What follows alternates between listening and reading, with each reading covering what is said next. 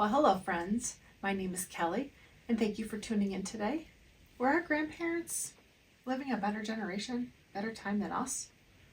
I don't know. I'm starting to wonder. Let's talk about that today. You know, the last couple of days I've been just really pondering the old-fashioned ways. Now, don't get me wrong. I love our technology today. If it weren't for our iPhones, I would have a really hard time getting through my day. Just like probably you too, whoever you are that's watching me right now. We depend on our electronics so much. But sometimes I think they get in the way of just what our ancestors had. And what I mean by that is we've gotten so off into our own world that we've kind of lost what they had. And a lot of it, I believe, starts with the respect. Our kids today, now I'm not talking about every kid, and even my kids can, need a little reminding here and there, but as a whole, we really need to teach our younger generation respect because it's very much lost, especially when it comes towards our elderly. I can't tell you how many times I'd be out in public and, young kids, they're just so focused on what's right in front of them or their friends that simply someone behind them that is, elderly and walking slower, they shut the door, let the door shut in their face. Why are we letting this happen? What can I do as a parent to teach my children that respect? And respect mostly towards the elderly. Now, everyone deserves respect, of course.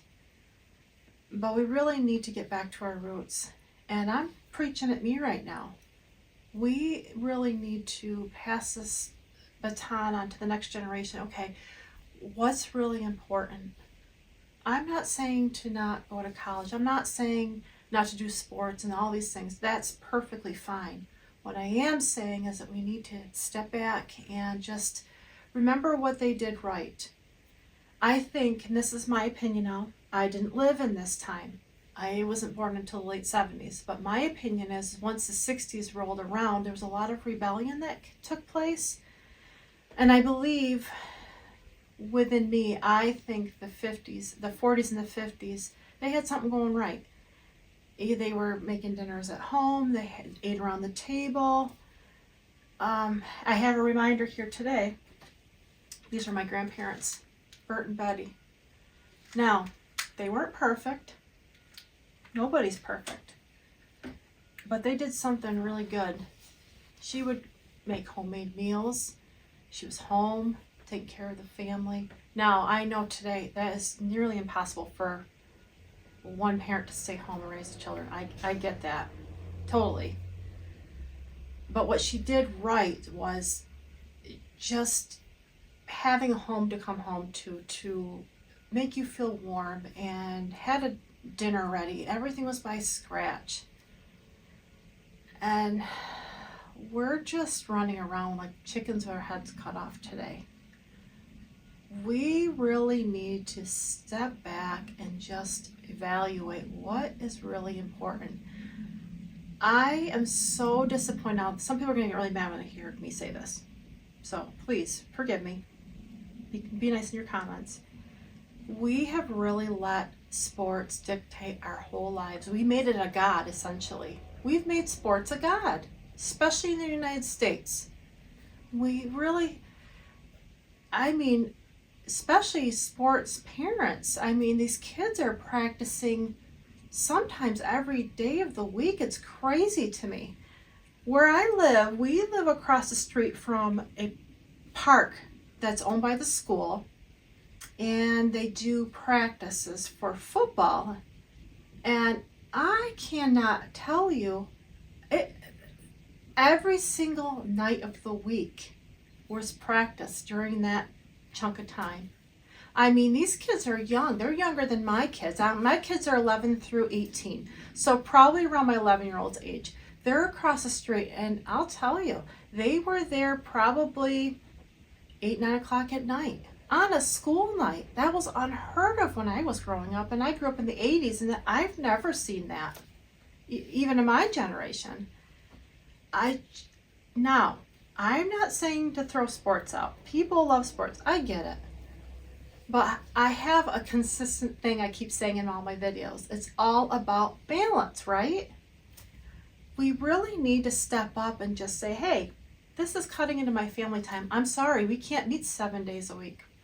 Maybe you agree to half of that. Our children are going to pay the price if we don't stand up and do something. We're allowing schools and culture to say, this is what's important. And it's not. It's not important. What's important is if your kids grow up and they respect people. That is just worth more than what money could ever buy. Respect and love. I mean, if I was running a business and I had someone come in and apply for a job, I'm going to look at how that person talks to me. Are they looking me in the eye? Are they sitting up nice and tall? Are they confident? Can they speak well? And that's another thing. These kids say, I mean, I'm not trying to dog parents, but we're so busy. We need to sit down and say, hey, let's practice your speech. Let's talk. Let's have a conversation. Let's go through a mock interview. And along with that was how you dress. Man, that was something too back in the day. Men and women, if you look at the old shows, like I've been on a I Love Lucy kick lately. And if you go back and you watch those shows from that generation, they were so classy. Now, I'm not saying you have to dress in a suit and a tie every day. I'm not saying that at all. But we've gotten so relaxed and so sloppy. I've been even trying to get my kids to say, hey, let's, like going to church, for an example. And like I said, you don't have to be a suit and a tie, but my kids would try to pull I'm going to wear sweatpants to church. And I'm old school. When you go to church, you go and you look respectful. Even I don't even care for wearing jeans in church, but I mean, even a nice pair of jeans with no holes in them is fine. Nice shirt. Parents are taking a back seat and let their kids do whatever. I just remember when I was growing up, now I was mostly raised by my grandparents. I give them all the credit. My grandmother, coming from that generation, she taught me, how you look on the outside and how you present yourself is really speaking a language to people. And if you're sloppy on the outside, you're probably kind of sloppy on the inside. And they have that going on. I mean, I think there's something to be said about those early generations. And parents were probably more present back then too, because we didn't have kids scrolling social media. We didn't have phones at the table. That all they had back then was, I know in the 40s it was just a radio, old radio, and then later was a TV. And now it's just gone through a whole, I feel that the only way we're going to move forward as time goes on is to look back. Now, I'm not saying live in the past. We don't want to say, oh, it was the good old days. We can create good old days now. We have the control as parents to say, okay, we're going to set time for this here and time for this here and make a schedule. And I believe that we have lost a lot of leadership in our home. We are letting coaches and teachers and the school in general to dictate our schedule, and that needs to stop because our kids are paying the price. I had so many parents in the past say to me, your kids aren't in sports? And I'd say, no, they're not in sports. We just choose not to do that. And they look at me like I'm crazy. And I will tell you, I don't regret my decision. Now, our family life hasn't been perfect. I've had to work late nights. We've had things come up. We aren't perfect. But one decision I'm glad that I did make early on is I was not going to allow sports, especially, run our whole life. Now, when my kids were real little, I'm talking mostly about my older two, I had them in a basketball program that the local church ran. And that program was perfect because they knew that family is the most important. So they would do practice 1, maybe 2 nights a week at the most, and then they had a game on Saturdays, and that was just right. I mean, talk about perfect schedule. You set a day or two aside during the week, and then a game on Saturday, and the game wasn't all day. It would be a couple hours maybe in the morning going into afternoon, and that was just right. So something like that I would recommend.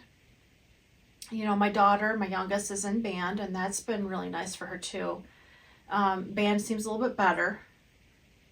But man, the sports, I don't know. I don't know if I really have a solution other than parents. You be the leader in your home. If your kid is signing up for a sport and the coach tries to tell you, I would just stand up and say, no, we can't do every single night. And another recommendation I would have too is don't let your kids sign up for everything under the sun. Say, okay, this season we're going to do one thing. Maybe the next season we'll do, something else. I've seen so many parents, and this is so sad to see. They just, between the parent being drained and the kid being drained, they're doing, dance, and they're doing a sport, and they're, whatever it is, just piling on so much stuff, and there's no time. And then there's nothing left. You're burning both ends of the candle. Can't do that. It's not going to work.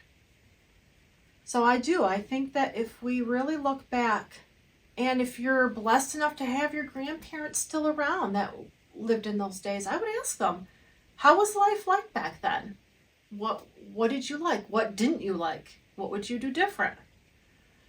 What's good about today versus back then? I remember back when I was young, the only way you could talk on a phone was actually plugged into the wall.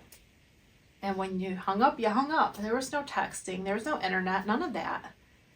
And in some ways, that was kind of nice. The only thing we could do is just go outside and play and just be kids and have fun. And that's a whole other topic right there.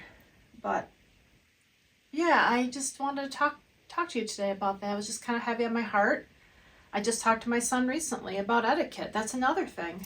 Kids today aren't taught common sense things like sitting at a table, sitting up straight, cutting your food properly, and, not chewing loudly. Just little things that I think that we're not teaching our kids today. And like I said, I'm preaching to myself here. I need to do better at this too. We're all in such a hurry. We're working long days. We have to make dinner. We have to take our kids to the next, practice. We just, in 2025, I'm hoping this is the year where parents are starting to say, you know what, I'm gonna make some better choices this year for them, because they're the ones that pay, right? I just think we can learn a lot from our older generation. And if your grandparents aren't still around, one thing that I did a long time ago is I volunteered at a nursing home. Best experience in my life. I loved it. I learned so much. I love the elderly people. They can teach you so many things. Don't think of them as, oh, they're just old. They're no good for society. That is so not true. I had the best relationship with my grandparents. I'd give anything to have them back. And that's why I showed you a picture of them today, because they are the reason why I am the way I am today. My grandmother was just, you don't leave the house unless your hair is looking nice and you're dressed properly. This drives me crazy, and I know probably a lot of you too. Going to a certain store and people are in their pajamas. Come on. You don't leave the house in your pajamas. I can't even believe I am saying that. I can't believe that that's even a thing. That I think a lot of it is too, when I'm thinking here, a lot of the problem is we have broken homes. And now that I have an adult daughter, I've been really stressing to her the importance of waiting. Just waiting until you get married, waiting for the right one, and just if we start at the foundational level, I can't change everyone out there. I can start in my home and I could talk to my kids. Hey, do this because learn from me. Doing it that way doesn't work. Doing it God's way does work. And start from the beginning. It's never too late. Even if your kids are older, it's never too late to talk to them and guide them. Hey, you know, this really doesn't work too well. Try this. We can do so much better. I'm telling you, parents, your kids are listening and watching you more than you realize. They do. And you'd be pretty surprised. This last year, my oldest daughter has come a long way. She was very quiet, wasn't sure what she was going to do. Now she's working with people and she loves it and she's coming out of her shell. And my son's soon graduating. And him too. I mean, they're listening. And I'm not telling you, parents, to cut the sports out. I'm not saying that at all. What I am saying is take hold of your family. Make those meals. Make it with your kids. Make memories. Get back to the basics. However you can do it. And start small. You don't have to do everything at once. It's not an overnight thing. It's, you know, one thing at a time. Maybe set a goal for this week. Okay, let's work on etiquette this week. Let's sit at the table. Let's show them how it's done. We sit up when we eat. And we don't slurp when we drink our drinks and cut. You know, just that alone is huge. Because your kids, if you are watching and you have younger kids, they're going to date someday. You first of all want to teach them to pick the right person to date, right? That's good for them. And number two, you want to teach them to be that mate, to be that person. So I hope that this video was helpful today. I hope that it makes sense. I'm not trying to ruffle any feathers today. I'm just trying to get you to think a little bit and just think back to how life was in the 1950s and 40s, even going back further. Because I really think that they had more going on than we give them credit for. You know, coming from grandparents who raised me. They taught me a lot, and I hope I can share some of that wisdom with you. So, yeah, if I'd like to know your opinion. What do you think life was like back then? What do you think we can learn from our grandparents? I'd like to know. I'd like to have a conversation and get some opinions because maybe I'm wrong. Hey, I'm always willing to learn. Maybe I missed the mark. Yeah, let me know what you think today. Thank you for watching, and I'll see you again in the next one. May God be with you.